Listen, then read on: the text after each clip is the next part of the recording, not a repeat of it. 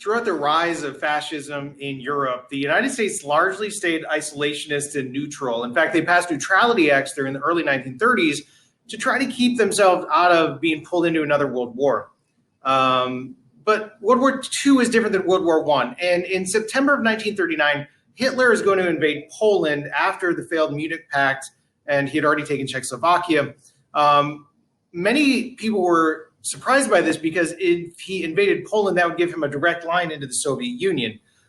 Interestingly, the Nazis and the Soviet Union signed a non-aggression pact, essentially agreeing to divide Poland up between themselves. There's a lot of important oil resources there, and they thought that there was going to be a fight. The Nazis and the communist Soviet Union didn't like each other at all. So this came as something of a surprise when Hitler and Stalin decided to divide Poland amongst themselves.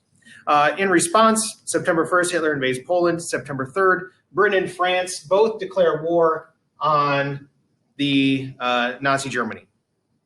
Early in 1940, so there's like a several month stalemate where nobody really does anything. And then in early 1940, Germany attacks Denmark, and then from Denmark launches an all-out assault on Paris. Now, the Germans are using a style of warfare called blitzkrieg, which is very different than the trench warfare of World War I. Blitzkrieg is lightning warfare. And using this blitzkrieg method, they're going to rapidly assault. And France, which had held out for months in single battles, losing hundreds of thousands of soldiers, that France falls to the German blitzkrieg in about 6 weeks.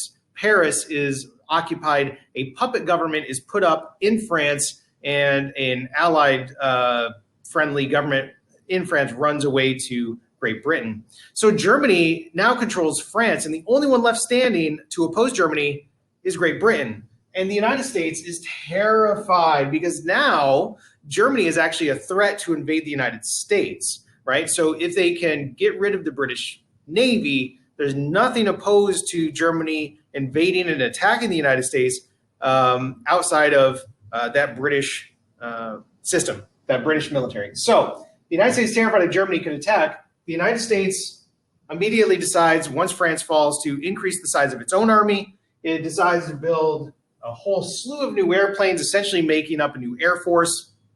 And most importantly, the United States is going to start promoting this idea of providing all aid short of war to Great Britain and the Allies. The idea here, the term was often used, send guns, not sons. We would become the arsenal of democracy, right? Because we're fighting against the evil fascists in Germany. So all aid short of wars, and that's going to be the next few things we're going to talk about.